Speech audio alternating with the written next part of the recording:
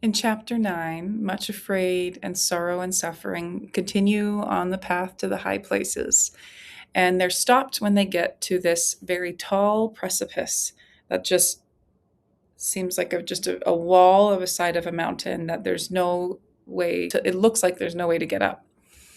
And Much Afraid says they must have to turn back because their path doesn't continue up. But Sorrow and Suffering direct Much Afraid's attention up to two deer that jump up, and their hinds feet are going in just little clefts of the rock, and they're jumping up. And they tell Much Afraid that the deer are showing us the way up.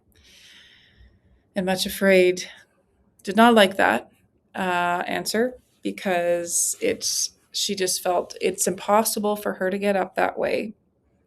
And now she's having to face that she won't be able to go to the high places after all.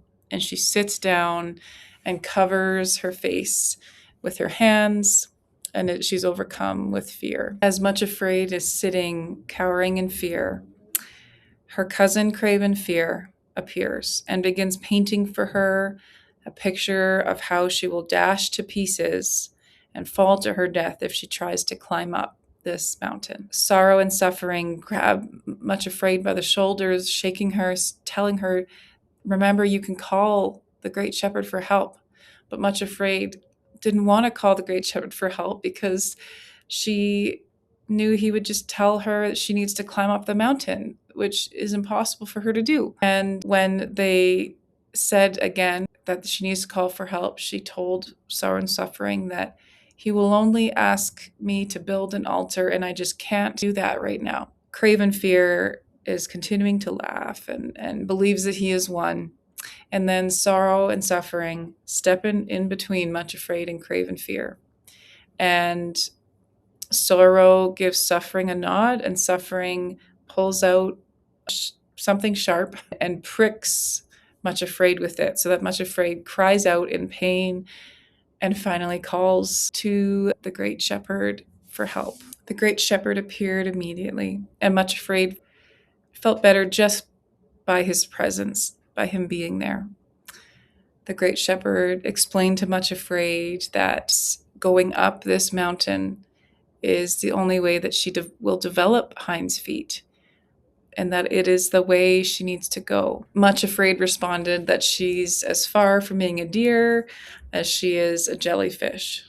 And the Great Shepherd told her that his greatest joy is turning strength into weakness, fear into faith, and even a jellyfish into a deer. So then Much Afraid built an altar and offered up on it her fear, her will, and her shrinking. And the stone that was left after was larger than any of the other memorial stones that she had collected. And she put that one in her purse. Then the Great Shepherd tied a rope around Much Afraid and her companions so that Much Afraid would climb first and Sorrow and Suffering would climb behind her. And the three of them began their ascent of climbing up the mountainside.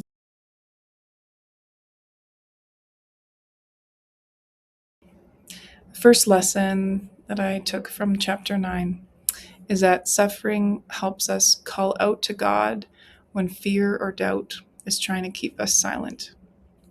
We see how Craven Fear was putting all these images into Much Afraid's mind about, what would happen to her if she fell off of those rocks. And even without him giving her those images, she just looked at the deer going up and just knew, I cannot do that. And she didn't even want to call out to the shepherd like Sorrow and Suffering were encouraging her to do, because she knew that the Great Shepherd would tell her to go up the mountain. I think she saw like that's the only option, and she just couldn't do it. And that he would tell her to build an altar, and she just felt like she couldn't do it. She was so in such a moment of despair. And I think just feeling like, she thought she was near the end, in the last chapter. And then this hardest challenge comes up. And I think it just felt like too much for her. But when suffering took out this, sharp little knife and pricked her finger, that's when Much Afraid called out to the Great Shepherd. And it's clear in the story, it's not that suffering, wanted to cause her pain, but sorrow and suffering understood, like, this is the only way to get her to connect with the Great Shepherd in this moment. And when she did that, when the Great Shepherd came, and even though he did say what she knew he was going to, that to build an altar and that's the way, it just made all the difference for him to be there and for her to talk to him. And so this goes into the second lesson that I took from this chapter, how the presence of Christ gives us what we need in order to climb the mountain that seems impossible. Much Afraid instantly felt better in the presence of the Great Shepherd. And his encouragement, his comfort, is what she needed in that moment.